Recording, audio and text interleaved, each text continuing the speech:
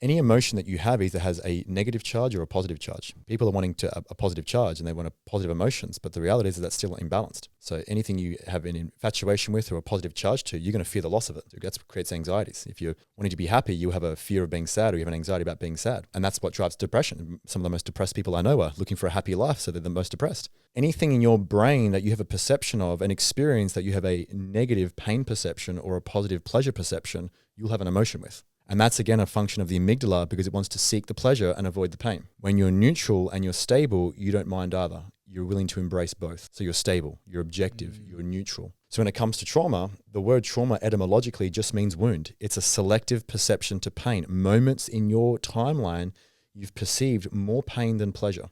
And the degree of that, you see, if it's just above, you might just call that, oh, that was just I didn't like that moment. If it's a little bit more, let's say it's a 2-to-1 ratio, 2 pains to 1 pleasure.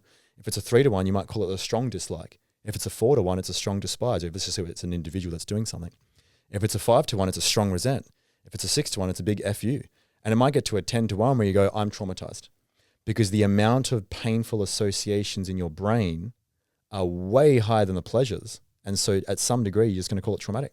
And that then creates a charge in the body that you feel. You only feel by what you think, because you cannot have an emotion without content in the mind. The mind and body are one. The mind-body connection is just so well established now. You cannot have an emotion without content in the brain.